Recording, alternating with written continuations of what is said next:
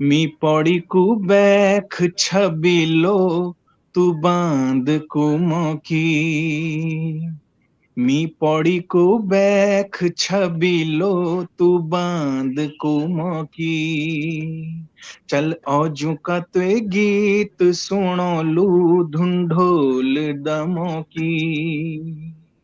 मी पौड़ी को बैख छबिलो तू बांध को मौकी। गंगा जमुना जन्मी हमला, गंगा जमुना जन्मी हमला पुंगड़ियों पानी ने लाया। गंगा जमुना जन्मी हमला पुंगड़ियों पानी ने लाया। कुसदा रे क्यों हम, कुसदा रे क्यों हम माधो सिंह पैदा निभाया। गंगा जमुना जन्मी हमला। खल्याणे की दांदी बल खल्याणे की दांदी, खल्याणे की दांदी बल खल्याणे की दांदी पल पाखा की छे तू घसेरी बल। गीत लगांदी बल गीत लगांदी, गीत लगांदी बल गीत लगांदी। नमस्कार दोस्तों, मैं दीपक रावत आप सभी दर्शकों का महाकाली सम्मेलन 2021 में स्वागत करता हूं। दोस्तों, प्रसिद्ध कालिंगा मंदिर बिरुखार ब्लॉक से लगभग 20 किलोमीटर दूर और स्यालदे ब्लॉक से लगभग 30 किलोमीटर दूर कुमाऊं और गढ़वाल के बॉर्डर पर स्थित है। मंदिर में पूजा अर्चना की जिम्मेदारी बडियारी वंशज को दी गई है। सनातन रूप से आज भी इसका निर्वहन कर रहे हैं। मंदिर वर्ष भर श्रद्धालुओं के लिए खुला रहता है और प्रत्येक 3 साल में एक बड़ा मेला होता है जिसे हम जतौड़ा भी कहते हैं। तो दोस्तों, ये तो था मंदिर का बैकग्राउंड। अब आपको मिलाते हैं आज के खास मेहमान जो अपने गानों से उत्तराखंड में एक धमाल मचा रहे हैं और उत्तराखंडी गानों में उत्तराखंड की संस्कृति झलकती है और सराहने के लिए मुख्य भूमिका निभा रहे हैं। तो आइए स्वागत करते हैं युवा गायक अभिनव रावत जी का। रावत जी, आपका इस कॉन्फ्रेंस में हार्दिक स्वागत है। नमस्ते दीपक भाई, बहुत बहुत धन्यवाद। और माँ काली के पेज का भी उनके एडमिनों का भी मैं बहुत बहुत धन्यवाद करता हूँ, जिन लोगों ने मौका दिया। और ये भी माँ का आशीर्वाद है जो मौका मिल रहा है। जी, बहुत बहुत धन्यवाद सर। सबसे पहले मैं चाहूंगा कि आप हमारे दर्शकों को थोड़ा अपने बारे में परिचय बताइए कि आप कहाँ से बिलोंग करते हैं। और जी, मैं पौड़ी बटी छू और मेरे गाँव नो लाची छू, लाची। अच्छा जी। और हमारे स्कूल पढ़े बड़े सब हमारे बैजरो शूशी एक हम पढ़े हुई। और सर, मैं सबसे पहले जानना चाहूंगा कि आप महाकाली मंदिर को कितना जानते हैं और कितना मंदिर के बारे में समझते हैं। माँ कालिंग का तो हम जब छोटा छई तब बड़ी जानता। हम जब बचपन में हम जब थोड़ा हम जान छे कि भाई कुमाऊं, आधा कुमाऊं में है और आधा ये मंदिर पौड़ी मांद। और हमारा पैदल जाना होता था वहां पे बचपन में। अभी भी खैर जाते हैं, हम पैदल ही जाते हैं अभी भी, बस से तब है। जी तो मंदिर के लिए तो क्या बोलना, मैंने हमारा सिद्धपीठ मंदिर है वो तो सबको ही पता है कि उसके बारे में मेरे को बताने की जरूरत नहीं है। जी। सबसे पहले सर मेरा आपसे सवाल है कि आपका आपका आपकी शुरुआत कैसे हुई गानों से, और कैसे आपका इंटरेस्ट बना कि नहीं अब इस मतलब इस लाइन में जाना है। क्या आपकी फैमिली में कोई गाने गाता है, या फिर कैसे आपका इंटरेस्ट बना गानों में। ना, हमारे फैमिली में कोई भी नहीं था गायक। हाँ, माँ जरूर जी गुनगुनानी रहन चाहिए। टेप रिकॉर्ड गाना चलता रहे नेगी जी का। बस वही सुन सुन के एक इंस्पिरेशन मिल गया कि भाई साथ में उसको हम भी गाते रहते थे साथ में। तो पता चलता है जब हमारे दोस्त लोग बताते हैं कि हाँ भाई तू अच्छा गाता है, कर कोशिश कर। उसके बाद जब हम शहर में आए तो पता चला कि इसके लिए तो संगीत सीखना बहुत जरूरी है। और उसी को सीखने के लिए मैं भी चला गया भातखंडे महाविद्यालय में। 3 साल तक मैं भी उसमें किया है मैंने। उसके बाद में प्राइवेट में भी किया संगीत की शिक्षा, और अभी भी चली रही है। जी। तो आपकी मतलब पढ़ाई जो है वो गांव से शुरू हुई है या आप शहर हाँ से जी, गए और फिर आपका इंटरेस्ट बना है, मतलब कैसे आपकी वहाँ पे पढ़ाई लिखाई कहाँ से मेरी शुरू हुई आपकी? 10 तक पढ़ाई, मतलब 10th तक पढ़ाई मेरा बेजरों में हुई। और वो एक बाद में शहर में गए थे बीए कनाखंड मिल देहरादून में क्या मिल बीए, और उसी के अच्छा साथ साथ अच्छा मेरा म्यूजिक भी चल रहा था साथ साथ। अच्छा अच्छा। 3-4 गाने आपके बहुत हिट हैं, जैसे एक मेरे को तो बहुत अच्छा गाना लगता है जो गीत लगाने वाला गाना। आप उसकी कुछ लाइनें हमें सुना सकते हैं? हाँ जी, गीत लगान दी। एक लड़का पावोक रविंदर रावत, वो स्कूलम टीचर चो भी सरकारी स्कूलम। वो तो एक बार वो मिता गुनगुने के ब्याह छवे लोग गाना थे, लेकिन वो अलग कंपोजिशन में छे, अलग कंपोजिशन छवे की। और तब वो एक बात हमारे थे वही लिरिक्स भी कम छे, तो रोहित डुकलाना हेल्प से हम थोड़ा वही लिरिक्स बढ़े दी, और उसके बाद उस गाने को जरा नए सिरे से कंपोज किया, और फिर वो गाना तैयार हुआ 6-7 महीने में।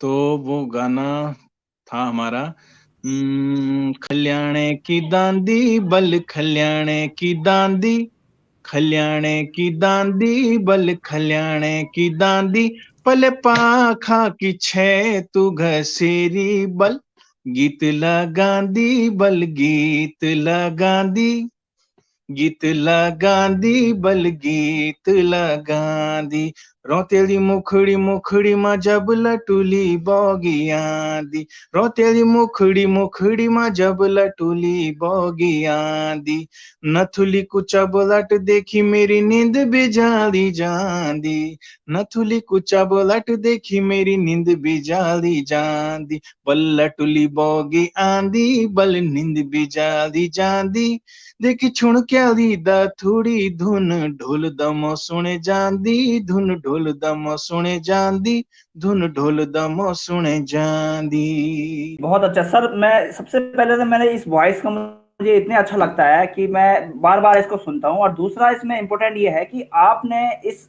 मतलब गान एक नए गायक मैंने ज़्यादातर देखे हैं कि अब नए जितने भी गायक हैं वो अपने साउंड इफ़ेक्ट डाल देते हैं गानों में, लेकिन आपने एक प्योर आवाज़ के साथ ये गाना गाया है। और वो प्योर आवाज़, क्योंकि कई बार ऐसा होता है कि हमें पता नहीं चलता है कि एग्ज़ैक्टली आवाज़ क्या है किसी की, क्योंकि वो लगभग सबकी एक जैसी आवाज़ लगती है हमें। लेकिन आपने इस गानों को अपनी प्योर वॉइस में गाया है, और इसकी मुझे लगता है इसका जो धुन है वो मुझे बहुत अच्छा है, और गाना भी ये काफ़ी अच्छा है। मैं आपसे मेरा दूसरा क्वेश्चन है कि गाने आपको किस तरीके से, मतलब जैसे कुछ गाने ऐसे होते हैं जो हमें टच कर जाते हैं, मतलब हमारे दिल को लगते हैं। कुछ गाने ऐसे होते हैं जैसे कुछ गाने जैसे लिखने की बात कर रहे हैं हम, तो गाने को कैसे, यानी लोग अलग-अलग तरीके से गाने गा रहे हैं आजकल। तो आपके हिसाब से गाना किस तरीके से होना चाहिए, और उत्तराखंड में भी किस तरीके से, क्योंकि आजकल रीमेक्स भी आ रहे हैं, कुछ रैप्स आ रहे हैं, इनको आप किस तरीके से समझते हो? रैप रिमिक्स भी वो भी संगीत का ही हिस्सा है, लेकिन ये जो हम गाते हैं ये सुगम संगीत हो गया। ये लोग सफर में सुन सकते हैं या एयरफोन लगा के सुन सकते हैं। जो अभी गाने चल रहे हैं वो खाली डीजे गाने हैं, वो आप सिर्फ डांस में यूज हो सकते हैं। लेकिन आज भी हम अगर गांव लेकिन में सर ये जाएं तो वहां लंबे नेगी जी के लंबे ही गाने ये बजते हैं। गाने जो हैं ये लंबे चलने वाले गाने मुझे लगता है कि लंबे चलेंगे। हालाँकि ये एकदम से कुछ गाने ऐसे आते हैं जो एकदम से ऊपर जाते हैं, फिर एकदम से नीचे आ जाते हैं। यार एक टाइम मान लो आज नेगी जी के गाने आप देखो कि उनके गानों में कहीं न कहीं मुझे लगता है कि संस्कृति है, और संस्कृति के साथ वो दिल को छू जाते हैं आदमी। सबसे ज़्यादा इम्पोर्टेंट ये है कि वो उनके गाने जो है हमारे दिल को छू जाते हैं। इसलिए हमें उनका, और वो पुराने गाने आज जो भी है इतने हिट है कि आज भी लोग उनको गाते हैं, और ये बात है। हाँ, बिल्कुल सही बात बोली आपने कि उनके जी गानों में संस्कृति है, और उन्हीं गानों को गा के हम इंस्पायर होते हैं। बाकी हम और से गाने तो कुछ नहीं गा सकते।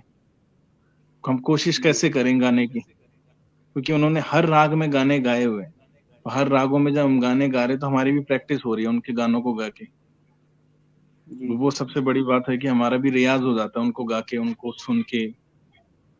इसलिए कोई भी गाना जब वो गाते हैं तो वो पसंद आ जाता है सुनते ही, क्योंकि उन्होंने उसको उस राग में इतना अच्छा कंपोज किया होता है कि वो सुनने वालों को पसंद आ जाता है, और लिरिक्स तो उनके होते ही मीनिंगफुल है। जी। तो आपकी आपके पसंदीदा गायक कौन है? मेरे नेगी जी हैं, श्री नेगी जी। उत्तराखंड में नेगी जी, और वैसे आप किनको फॉलो करते हैं? और सोनू निगम जी। जी। सोनू निगम जी बॉलीवुड में, और हमारे उत्तराखंड में श्री नेगी जी। अच्छा अच्छा। तो आपकी शुरुआत जो हुई, आपने भी मतलब स्कूलों में और स्कूलों से पार्टिसिपेट किया, या उसके बाद जर्नी शुरू हुई? और ना, स्कूलों में मैंने कभी नहीं किया, क्योंकि किसी को पता ही नहीं था स्कूल में कि मैं गाता भी हूँ गाना। ये तो जब हम अच्छा। बाहर जॉब के लिए आए तब वहां जाके पता चला लोग कि भाई गाता है ही। स्कूल में मैं ऐसे कंपटीशन में कभी गाया नहीं, कभी देखता जरूर था कि हाँ गा रहे हैं लोग, लेकिन हिम्मत ही नहीं होती थी मेरी बताने की मैं भी गाता हूँ। जी जी जी। अच्छा सर, आपका एक गाना बड़ा हिट हुआ, मैं पौड़ी को बैक हो, वो अगर आप उसकी दो लाइनें सुना दें हमारे दर्शकों को। ये पौड़ी को बैक जो ये भी पाबो का जो लड़का है रविंदर, उसी का ही गाना था। ये भी उसने गाया था, लेकिन ये अलग ताल में चल रहा था, अलग कंपोजिशन थी इसकी भी, तो इसको भी हमने अपने फोक में कन्वर्ट किया है इसको वापस, और इसमें कुछ लिरिक्स ऐड किए फिर रोहित डुकलान ने। और इसको इसके जो वेरिएशन, अलग अलग वेरिएशन है इसमें, ये गुंजन डंगवाल भाई का कमाल है, जो अलग अलग तरीके से गवाया है तब जाके इतना अच्छा गाना बना वो। तो मैं गाता हूँ। मी पौड़ी को बैख छबिलो, तू बांध को मौकी। मी पौड़ी को बैख छबिलो, तू बांध को मौकी। चल औजू का ते गीत सुनो लू, ढूंढोल दमो की। मी पौड़ी को बैख छबिलो, तू बांध को मौकी। रोतेलु मुलुक यू मेरू, रोतेला बार त्योहार। रोतेलु मुलुक यू मेरू, रोतेला बार त्योहार। घर घर घ्यों की माणी, तेरा हिया की तू जानी। तेरा मने की बात सुनो लू, बथे की अपड़ा दिल की। मी पौड़ी को बैख छबिलो, तू बांध को मौकी। चल सुआ भेटियोला, देवी देवताओं का उठाऊं। चल सुआ भेटी ओला, देवी देवताओं का उठाऊं। थड़े चौफला गीतों की भौण, कनी भली रीत मेरा गाऊं। पंच पांडवों का गीत सुनो लू, मायाड़ी रीत गाँव की। मी पौड़ी को बैख छबिलो, तू बांध को मौकी। तू बांध को मौकी। वाह सर, क्या गाना था! और इसका जो म्यूजिक है, यानी इसका जो म्यूजिक लगता है मुझे, वो बहुत मुझे अच्छा लगता है। और इसका मतलब ऐसा लगता है कहीं सुन के आंख बंद करके और सुनते रहें, इस तरीके का गाना है। और ये मतलब क्लासिकल गाना लगता है। देखो, गाने तो कई सारे आ रहे हैं, लेकिन क्लासिकल गाने, उनका म्यूजिक, उनका कंपोज करना, वो एक मुझे लगता है कि बहुत बड़ी बात है। वैसे किस बेसिस बिल्कुल, पे आपने ये बनाया गाना, और कैसे मतलब ये गुंजन भाई, गुंजन डंगवाल जो है वो किसी भी गाने पे बड़ा इंसाफ करना होता है। मतलब जैसे मैं नेगी जी का गाना गा रहा हूँ और मैं अच्छा नहीं गा रहा हूँ, तो मैंने इंसाफ नहीं किया उस गाने के साथ। तो वैसी वो भी हैं कि वो किसी जो उनके पास गाना जाता है तो वो उसमें बड़ा तगड़े लेवल का काम करते हैं। वो गाने को, उसकी गाने की जो असल में म्यूजिक होगी वो देंगे उस गाने को। तो जी ये सभी को क्रेडिट जाता है इसका, सिर्फ मेरे को ही नहीं। हम जब म्यूजिक अच्छा नहीं होगा तो गाएंगे भी कैसे अच्छा। जी जी जी।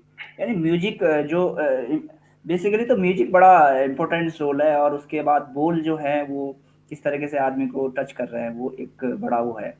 जिस सर आप महाकाली मंदिर जो हमारा मूर्ति स्थापना था उसमें भी आए थे, तो उसमें हमें समय की पाबंदी के कारण थोड़ा आप गा नहीं पाए, तो उसके लिए तो हम समिति भी आपसे क्षमा चाहेगी। है ना। और मित माल वक्त बुलाई वही बहुत थी, माँ का आशीर्वाद मिल गया मिथे कि लेकि हम भी भूल गए थे रास्ता पैदल आणक, बहुत टाइम बन नहीं गए थे, लेकिन वो भी सौभाग्य है, माँ ने बुलाया वहां पे। उत्तराखंड में गायक जैसे मैं देखा हूँ और मैं समझ रहा हूँ कि जैसे कोविड आया और कई कलाकारों को, आप क्या समझते हो क्या कैरियर है? और कई गायक आजकल उत्तराखंड में आए हुए हैं, लेकिन क्या है, मतलब मुझे ऐसा लगता है कि कुछ बहुत ज्यादा वहाँ पे उस तरीके से कैरियर नहीं है, या फिर क्या समझते हो आप ये जो अभी माहौल है और जिस तरीके से एक गायकों का है? क्योंकि कोविड के दौरान काफ़ी लोगों के वो आए थे, और माँ काली मंदिर स्थापना में महाराज जी ने घोषणा भी करी थी। तो उसके लेके आपके क्या विचार हैं, और वो क्या कब तक वो हो सकता है? बिल्कुल, मैं तो उन विचारों, वो विचार हमारे भी दिमाग में, क्या सारे, मेरे को लगता है सारे जो उत्तराखंड के कलाकार हैं उनके दिमाग में भी वो विचार थे जो रोहतांग भेजी ने वहां पे करवाए हैं अपने श्री महाराज जी के उससे। वो सारे विचार लोगों के मन में थे कि हम कहीं गाड़ी लेके जाते हैं, कहीं शूट पे जाते हैं, अगर हमारी गाड़ी रोक दी जाती है तो वहां पे पूछा जाता है कौन हो आप, कहाँ जा रहे हो, हम बोले शूटिंग पे जा रहे हैं, तो रोक देते हैं वो। अगर हमारे पास आईडी कार्ड है तो फिर हमें नहीं रोका जाएगा। और जो हमारे गाँव की ढोल दमो वाला, उनके लिए भी बढ़िया हो जाएगा कि मैंने बहुत ढोल दमा वालों से पूछा कि आप, तुम्हारा बच्चा क्या करना चाहिए, वो बोल दी कि भाई वो तो गए देहरादून, वो सेलकुई में जॉब कर रहा है। तो मतलब उनके बाद कोई नहीं है वो बजाने वाला, क्यों नहीं है, क्योंकि कुछ उसमें था ही नहीं आगे के लिए कि उनको कुछ मिल रहा है उससे, क्या फायदा मिल रहा है। मेन संस्कृति हमारी वही है, और उनके लिए काम हो तो बहुत बढ़िया है उसके लिए ना। तो आगे भी हमारा ये चलता रहेगा परंपरा। तो हम तो रोहतांग बैजी के साथ हैं इस मामले में, उन्होंने बहुत अच्छा काम किया और करवा रहे हैं, बाकी माँ की जी इच्छा। जी। तो अभी सर जैसे आप क्या, आपको क्या लगता है, यानी जैसे पहले क्या था कि कोई टी सीरीज हो गया है, रामा कैसेट हो गया है, ये गाने गवाते थे और ये मतलब अपने इस पे गाते थे गाना, है ना? अब अब थोड़ा लोग इंटरनेट का समय आ गया, यूट्यूब में डाल रहे हैं, तो पहले का समय अच्छा था या आपका समय आपको अच्छा लगता है? दोनों में क्या डिफरेंसेस हैं? क्योंकि पहले तो मुझे लग रहा है आज का, मुझे जहां तक मैं समझता हूँ कि चाहे वो यूट्यूबों से इतना शायद अर्निंग नहीं होगी, लेकिन प्रोग्रामों से शायद थोड़ा बहुत उनका चल रहा होगा। तो लेकिन आप पहले ज्यादा बेटर था और अब ज्यादा बेटर है? पहले का जो टाइम था उसमें सिर्फ एक ही माध्यम था, रेडियो। सिर्फ एक माध्यम था रेडियो, और वहां तक जाना शायद हर किसी के लिए पॉसिबल नहीं था, क्योंकि दिल्ली और बम्बई ये सुनने में बहुत वो लगता था कि दिल्ली बम्बई पता नहीं कौन सी जगह है, कैसी दिखती होगी, कि हम टीवी में देख रहे हैं उसको, ब्लैक एंड व्हाइट टीवी में, उस दौर का। तो वो समय जो लोग दिल्ली में ही जॉब कर रहे हैं उनके लिए सही था। जैसे नेगी जी थे वहां पे वो जॉब करते थे, तो उनके लिए भी बहुत बढ़िया था, क्योंकि वो गा भी रहे थे और सीख भी रहे थे। अब हमारे गढ़वाल में ऐसी है ही नहीं कुछ फैसिलिटी कि संगीत सीखे कोई गाने वाला, या कोई तबला सीखे, या कोई डांस करे। तो अब बहुत अच्छा है कि ऑनलाइन भी हम सीख सकते हैं, और ऑनलाइन हमारे पास प्लेटफॉर्म है यूट्यूब, उसमें हम डाल सकते हैं, फेसबुक है, व्हाट्सएप के माध्यम से शेयर कर सकते हैं, बहुत सारे प्लेटफॉर्म बन गए हैं जिसमें हर कोई दिखा सकता है अपना अंदर का टैलेंट। तो अभी का दौर बहुत अच्छा है पहले से। अच्छा, लेकिन पहले ऐसा भी तो हुआ करता था कि एक एक जो अमाउंट था, यानी जो एक जरिया था पैसों का, वो शायद कंपनियां दे देती थी। लेकिन अब इसलिए मुझे लग रहा है ज्यादा बेटर है, क्योंकि नया टैलेंट अगर आता है तो वो उसके लिए एक गियर अप हो जाएगा। अभी के लिए भी वही है कि आपके अंदर कितना टैलेंट है, और अगर नहीं आप ग्रोथ कर रहे हैं तो वो हमारी कमी होगी। फिर कुछ कुछ रह रहा होगा, हमारे रियाज में रह रहा होगा, या हमारी गायकी में रह रहा होगा कुछ। मैं तो यही मानता हूँ कि अगर नहीं आ रहे तो शायद मैंने नहीं गाया होगा उस लेवल का जो लोगों तक जाता, या फिर लोगों तक जाता तो लोग सुनते, तो उसके बाद तो फैल ही जाता गाना। बाकी अर्निंग तो यूट्यूब से भी हो ही जाती है, जिनके चल ही रहे हैं अच्छे खासे, उनके भी अच्छे खासे पैसे आ जाते हैं, तो वो वहां का पैसे नए गानों पे लगा सकते हैं आराम से। जी जी।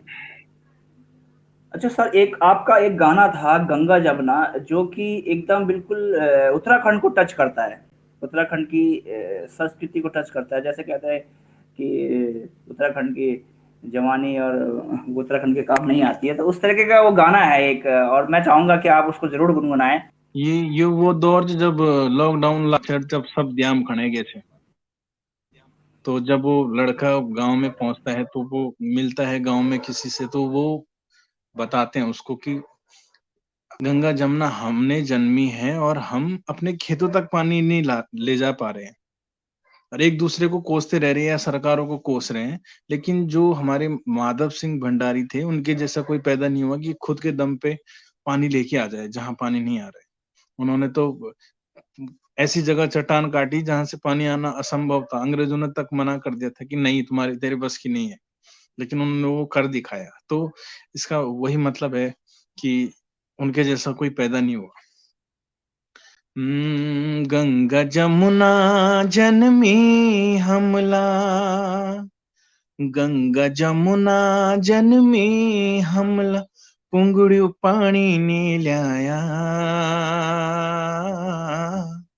गंगा जमुना जनमी हमला, पुंगड़ू पानी ने लाया, कोसदा रह गयो हम,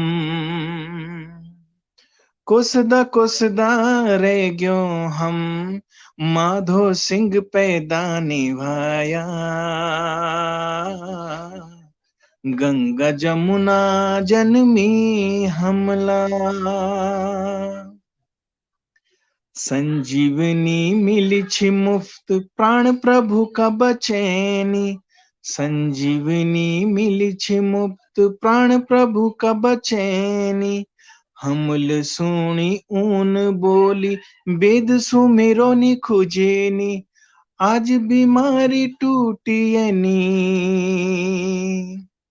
आज बीमारी टूटियनित गो खुजान आया, गो खुजान आया, गंगा जमुना जनमी हमला,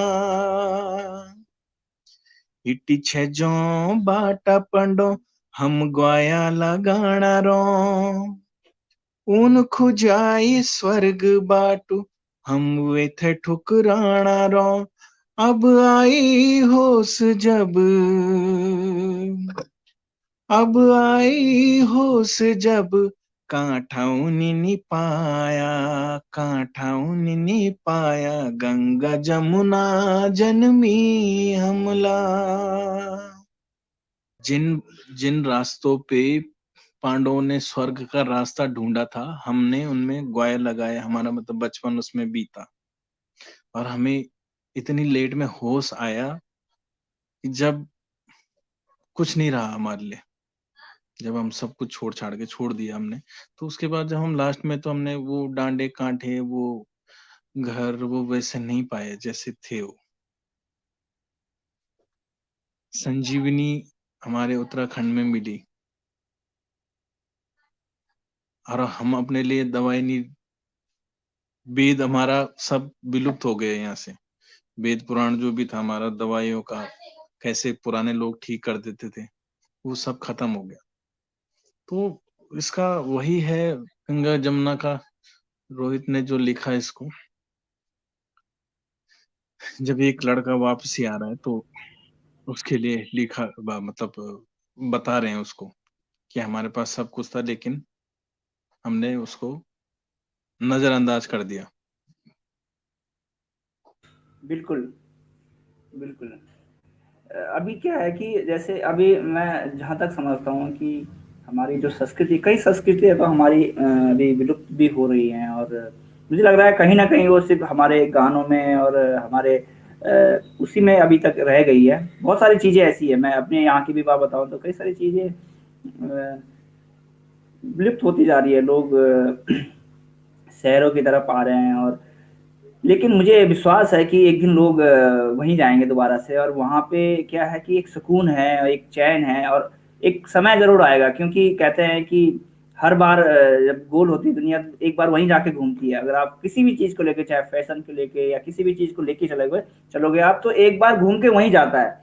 तो देखना कि एक दिन लोग अपने उत्तराखंड में जाएँगे, और उत्तराखंड में तो इतनी अच्छी चीज़ें हैं। हम चाहे तो वहाँ पे काफ़ी चीज़ें हमें यानी हम खुद उसको डेवलप नहीं कर पा रहे हैं, मुझे लग रहा है। हम अपनी प्रोडक्टों को नहीं समझ पा रहे हैं, हम अपने चीज़ों को वैल्यू नहीं दे पा रहे हैं। नहीं तो हमारे यहाँ के कई सारे प्रोडक्ट ऐसे हैं जो मैं बता रहा हूँ कि ये जैसे चावल से और गेहूँ से बहुत महँगे, अगर क्वादा, झुमोरों की बात करो तो ₹100 किलो ऐसे बिकते हैं। तो वो कहीं कहीं न कहीं वो बड़ी इम्पोर्टेंस है, लेकिन एक दिन वो मुझे लग रहा है दोबारा से वो दिन आएँगे, लोग फिर वो चीज़ें करेंगे। जरूर आला एक दिन। जी। सर, एक गाने के लिए जैसे गाने होते हैं, गाने के लिए एक अच्छे मतलब लेखक की ज़रूरत, और मतलब एक टीम होती है जब संगीत भी अच्छा होना चाहिए, आवाज़ भी थोड़ी अच्छी हो, और उसके बाद क्या है कि एक कंपोज़र तो कितना मतलब समय लगता है, और कई बार ऐसा भी होता है कि जैसे मैं बचपन से सुना हूँ कि हमें पता ही नहीं चल पाता कि कौन से गाने किसके हैं, और आपने तो एक नए तरीके से गाने गाए हैं, लोगों को टच वाले गाने गाए हैं, तो इसके लिए मैं आपके लिए कांग्रेचुलेशन, और मुझे विश्वास है कि आप बहुत आगे जाओगे, क्योंकि आप नए कंपोजिशन कर रहे हो, और आपकी आवाज़ बहुत अच्छी है, और मुझे विश्वास है कि आप अच्छे जो गायक हैं उनके साथ होंगे, और अच्छे जो लेखक हैं, अच्छे संगीतकार हैं। मुझे लग रहा है उत्तराखंड में भी अब ये सब चीज़ें होने लग गई होगी। बहुत बहुत धन्यवाद दीपक क्या भाई। हाँ जी, बिल्कुल। इस क्या ये हमारे संगीत में भी अब एजुकेशन सिस्टम, यानी एजुकेशन कोई ट्रेनिंग वगैरह अभी सिस्टम है या नहीं है? हाँ बिल्कुल। संगीत तो हम बूढ़े भी हो जाएंगे तब तक हमें सीखना ही पड़ेगा, क्योंकि वो तो कोई सीखा ही नहीं आज तक पूरा। तो सारा जो भी गाने बजते हैं वो सब स्वरों पे बजते हैं। एक एक स्वर पे बज रहा है गाना, कौन से गाने में कौन सा स्वर लग रहा है। तो हम कंपोज भी तभी करते हैं उसको जब हमें स्वरों का पता हो या रागों का पता हो, कौन से राग में है। गाना सैड है जी, तो उसको किस राग में करना है। अगर जी, वो जी, दो एक एनर्जेटिक है तो उसको कैसे करना है, कौन से राग पे करना है। गजल है तो किस राग पे होगा। तो वही वही वाला चलता है इसमें भी। जी, जी, सारा खेल जी, म्यूजिक का है, सीखने का है हमारा। निरंतर हम जितना सीखते रहेंगे हम उतना इम्प्रूव करते रहेंगे अपने आप। जी, जी, जी। जी, भविष्य के लिए सर, आपके लिए आपकी बहुत-बहुत शुभकामनाएँ, और हमें भगवती से भी प्रार्थना करते हैं कि आपके बहुत सारे गाने आएँ, और ऐसे ही आप हिट गाने दें हम लोगों को, और अच्छे लोगों के साथ जुड़ें, और अच्छे संगीत लेके आएँ, क्योंकि मैं समझता हूँ कि गाने तो बहुत लोग गाते हैं, लेकिन अच्छे संगीत और अच्छे बोल के साथ कम गाने आते हैं। मुझे लग रहा है कहीं न कहीं जो आपके गाने हैं वो कहीं न कहीं लोगों को टच है। तो इसके लिए बहुत-बहुत शुभकामनाएँ, और जी बहुत-बहुत धन्यवाद सर हमारे साथ जुड़ने के लिए।